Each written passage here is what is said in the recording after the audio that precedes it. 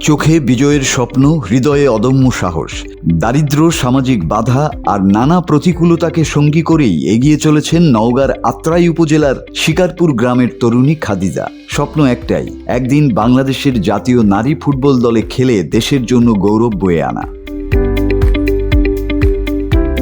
যখন গ্রামের অনেক মেয়েই ঘর সংসারের কাজে ব্যস্ত, তখন খাদিজা ফুটবল নিয়ে ছুটে বেড়ান মাঠ থেকে মাঠে। পঞ্চম শ্রেণী থেকেই ছেলেদের সঙ্গে সমানতালে ফুটবল খেলছেন তিনি। সময়ের সঙ্গে সঙ্গে তার খেলার দক্ষতা ছড়িয়ে পড়েছে নিজ গ্রামের গণ্ডি পেরিয়ে জেলা শহরের মাঠেও। তবে এই পথচলা মোটেও সহজ ছিল না। খাদিজার বাবা একজন শারীরিক প্রতিবন্ধী। অভাব অনটনের সংসারে দুই বেলা খাবার জোগাড় করাই যেখানে কঠিন, সেখানে ফুটবল বুট কিংবা জার্সি কেনা অনেকটাই বিলাসিতা। পরিবারের বড় সন্তান হিসেবে দায়িত্বের ভার কাঁধে থাকলেও তিনি স্বপ্নকে বিসর্জন দেননি।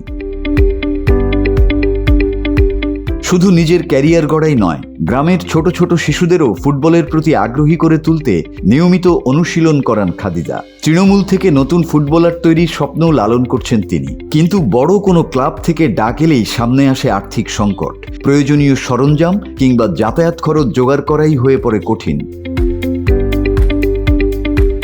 খাদিজা বলেন, ছোটবেলা থেকেই ফুটবলের প্রতি আমার অনেক আগ্রহ। আমি জাতীয় দলে খেলতে চাই। অনুশীলনের জন্য অনেক দূর যেতে হয়। রাতে বাড়ি ফিরতে দেরি হলে গ্রামের মানুষ নানা কথা বলে, তবুও আমি হাল ছাড়তে চাই না। সমাজের কটূক্তি উপেক্ষা করে মেয়ের পাশে দাঁড়িয়েছেন তার বাবা মা। তারা বিশ্বাস করেন, সুযোগ ও পৃষ্ঠপোষকতা পেলে খাদিজা একদিন দেশের মুখ উজ্জ্বল করবেন। বর্তমানে নওগাঁ সরকারি কলেজে স্নাতক প্রথম বর্ষে অধ্যয়নরত খাদিজা পড়াশোনার পাশাপাশি চালিয়ে যাচ্ছেন ফুটবল অনুশীলন। সংশ্লিষ্টদের সহযোগিতা ও যথাযথ পৃষ্ঠপোষকতা পেলে এই সংগ্রামী তরুণী হয়তো ভবিষ্যতে বাংলাদেশের ফুটবলে নতুন সাফল্যের গল্প লিখবেন, হয়ে উঠবেন আগামী দিনের সাবিনা খাতুন কিংবা Krishna Rani Sarkar. Desk report, 24 hours Bangla.